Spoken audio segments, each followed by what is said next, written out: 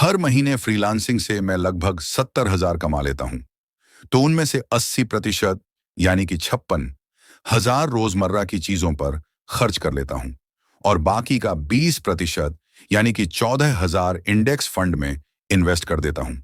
आशब की बात को आगे बढ़ाते हुए शरद कहता है कि भाई मेरा भी कुछ ऐसा ही है। फालतू के खर्चों को मैंने बिल्कुल जीरो कर दिया है। फ्लैट की जगह मैं एक छोटा सा रूम लेकर रहता हूँ।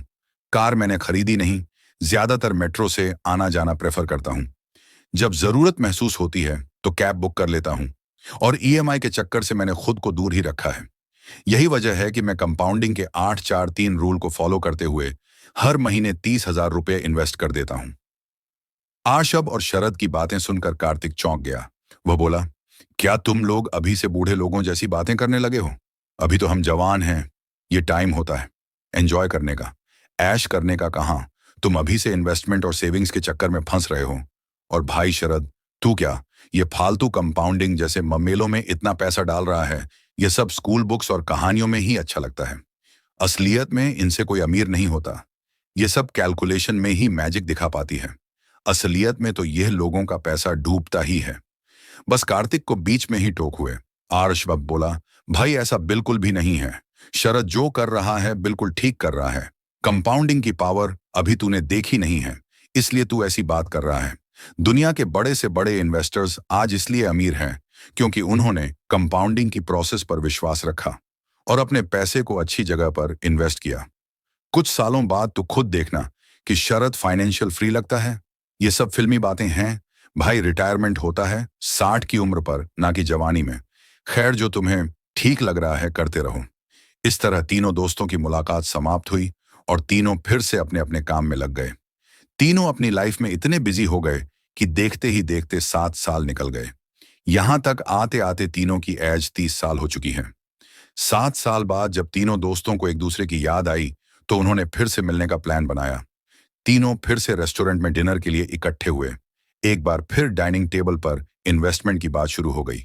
कार्तिक ने टॉन मारते हुए पूछा, क्या हाल है तुम दोनों के कंपाउंडिंग का? तो इस पर अर्शप ने जवाब देते हुए कहा, बढ़िया है भाई। मैंने इन 8 सालों में महीने के 14,000 के हिसाब से टोटल 13,44,000 इन्वेस्ट किए, जिस पर 12% एनुअल रिटर्न के हिसाब से मेरा रिटर्न हो गया 9,17,000, यानी कि इन्वेस्टमेंट और रिटर्न को जोड़कर मेरा अब तक का टोटल अमाउंट 22,61,000 हो चुका है। वही अगर शरद की बात करें तो 30,000 पर मंथ के हिसाब से उसने अभी तक 28,80,000 इन्वेस्ट कर दिए हैं और 12% रिटर्न के हिसाब से उसका रिटर्न हुआ 19,65,000। अगर इन्वेस्टमेंट और रिटर्न को जोड़ दिया जाए तो अभी तक का उसका टोटल अमाउंट 48,45,000 हो चुका है। ऋषभ की यह बात सुनकर कार्तिक का चेहरा फीका पड़ गया। वो हैरान था कि इन दोनों से ज्यादा पैसा कमाने के बावजूद भी मेरे पास आज कुछ नहीं है। और एक तरफ यह दोनों हैं जिसमें से एक के पास लगभग 23 लाख रुपए हैं तो दूसरे के पास 48 लाख। कार्तिक को लगने लगा कि वह गलत था और उसके सारे डिसीजंस भी ठीक नहीं थे। इसलिए उसने शर्मिंदा होते हुए शरद से पूछा, भाई वह बताना, 8-4-3 रूल ऑफ कंपाउंडिंग क्या था? शरद ने मुस्कुराते हुए कहा, भाई कुछ साल और रुक जा, फिर तुझे खुद समझ आ जाएगा। अगले 4 साल बाद तीनों दोस्तों की एक बार फिर मुलाकात हुई। अब जब बात फाइनेंस और रिटर्न पर पहुंची तो तब तक के कंपाउंडिंग के मैजिक से अर्शप के पास टोटल अमाउंट 45 लाख हो चुका था। वही दूसरी ओर शरद की बात की जाए तो उसके पास टोटल अमाउंट 96 लाख हो चुके थे, यानी कि पहले से लगभग 2 गुना। इस अमाउंट को सुनकर तो कार्तिक के होश ही उड़ गए। उसे अपनी गलतियों पर और पूरी जिंदगी फिजूल खर्चे करने पर पछतावा हो रहा था। उसे कंपाउंडिंग की पावर का एहसास हो चुका था। इसके बाद उनकी एक और मुलाकात हुई अगले 30 सालों बाद। तब तक ऋषभ का टोटल अमाउंट बढ़कर 70 लाख हो चुका था और दूसरी ओर शरद 1 करोड़ का आंकड़ा पार करते हुए 1,51,00,000 तक पहुंच चुका था, यानी कि स्टार्टिंग के 8 साल के टोटल अमाउंट का 3 गुना। कार्तिक को अब शरद की कहीं वो बात याद आ रही थी कि भाई कुछ साल और रुक जा, तुझे अपने आप समझ में आ जाएगा कि कंपाउंडिंग का 8-4-3 रूल क्या है। और वो दिन आ चुका था जब कार्तिक समझ गया कि 8-4-3 रूल क्या है और मैजिक ऑफ कंपाउंडिंग क्या है।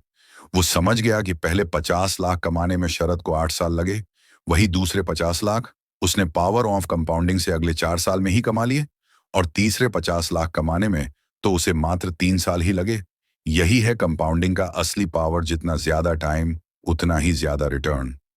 इसी पावर के दम पर आज शरद के पास पूरे 1,50,00,000 रुपए थे, वो भी मात्र 15 सालों के पीरियड में। अब वो चाहे तो 37 की उम्र में रिटायरमेंट लेकर खुशी खुशी अपनी पूरी लाइफ एंजॉय कर सकता है। उसे कोई भी काम करने की जरूरत नहीं है। अब तो उसका पैसा ही उसके लिए और पैसा कमा कर ला सकता है। वह चाहे तो छोटे छोटे मल्टीपल बिजनेसेस खोल सकता है जो उसे जीवन भर पैसा कमा कर देंगे। दोस्तों, दुनिया के जाने माने इन्वेस्टर और बिजनेसमैन वॉरेन बफेट ने भी कंपाउंडिंग के 8-4-3 रूल का इस्तेमाल करते हुए अपने टीनेज में ही इन्वेस्टमेंट करना शुरू कर दिया था। वो अक्सर लोगों को सलाह देते हैं कि ज्यादा से ज्यादा कंपाउंडिंग का उपयोग करें और अपनी फाइनेंशियल जर्नी को सक्सेसफुल बनाएं। ट्रेडिंग जैसे शॉर्ट टर्म लालच में ना पड़े। अगर रियलिटी में पॉजिटिव रिजल्ट्स और मैक्सिमम रिटर्न चाहते हैं तो बेहतर होगा कि लॉन्ग टर्म इन्वेस्टमेंट को चुनें और